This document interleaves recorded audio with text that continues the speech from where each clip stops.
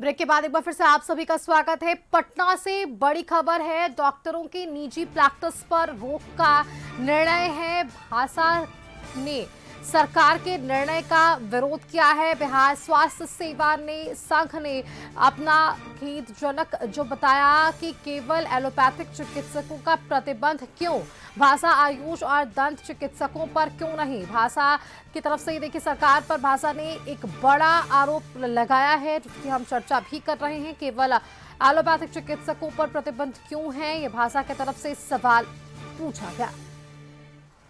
इस खबर पर अधिक जानकारी के साथ संवाददाता हमारे साथ संजय फोन लाइन पर जुड़े हुए हैं। संजय, जिस तरह से डॉक्टर्स के निजी प्रैक्टिस पर रोक का निर्णय था, अब उस पर भाषा की तरफ से भी विरोध जताया जा रहा है।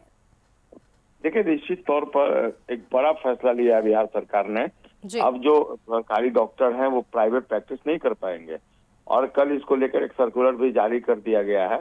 अब जो डॉक्टरों का संगठन है उसने इसका विरोध करना शुरू कर दिया है और बिहार स्वास्थ्य सेवा संघ और भाषा ने इस पर जो है एक प्रस्ताव पारित किया है और सरकार के फैसले को अनुचित करार दिया है। जो संगठन है उसका कहना है कि ऐसे महत्वपूर्ण विषय पर गठित समिति में भाषा को बाहर रखा गया। दूसरी बार गठित समिति में भाषा के किसी पदाधिकारी को शामिल नहीं करना ये वाकई में खेदजनक है। समिति की अंतिम अनुशंसा पर भाषा ने संदेह जताया है और कहा है कि इसमें एक भी सदस्य का हस्ताक्षर नहीं है। वहीं सरकार पर भाषा ने आरोप लगाया है और कहा है कि आयुष और दंत चिकित्सकों को निजी प्रैक्टिस से बाहर रखा गया है। केवल एलोपैथिक जो चिकित्सक हैं उन पर यह प्रतिबंध लगाया गया है। भाषा ने इसे एक तरफा और अव्यवहारिक फैसला बताया है और सरकार से तत्काल जो संकल्प पत्र जारी किया गया है इसको स्थगित करने की मांग की है। संगठन ने दोबारा कमेटी का गठन कर भाषा को भी उसमें शामिल करने की मांग की गई है। संकल्प अगर स्थगित नहीं किया जाता है तो भाषा ने आंदोलन की चेतावनी दी है। तो निश्चित तौर पर सरकार ने जो ये फैसला ले लिया है प्राइवेट प्रैक्टिस पर रोक लगाने का एलोपैथिक डॉक्टरों को लेकर, तो उसको लेकर अब बिहार में जो डॉक्टरों का संगठन है उनकी प्रतिक्रिया अब सामने आने लगी है। अभी भाषा का आया है, आईए में तमाम जो दूसरे संगठन है उनकी भी प्रतिक्रिया अब धीरे धीरे आएगी और देखना होगा इस पूरे मामले में अंतिम सहमति क्या बनती है।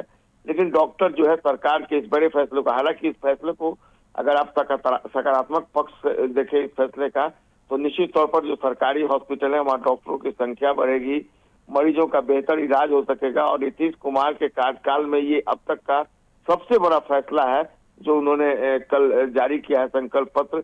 और ऐसे में बिहार में स्वास्थ्य क्षेत्र में एक बेहतर तस्वीर उभर कर सामने आएगी, इस बात की संभावना जताई जा रही है। लेकिन डॉक्टरों के संगठनों ने इसका विरोध करना शुरू कर दिया है। हाँ बिल्कुल, बहुत शुक्रिया आपका संजय हमारे साथ जुड़ने के लिए।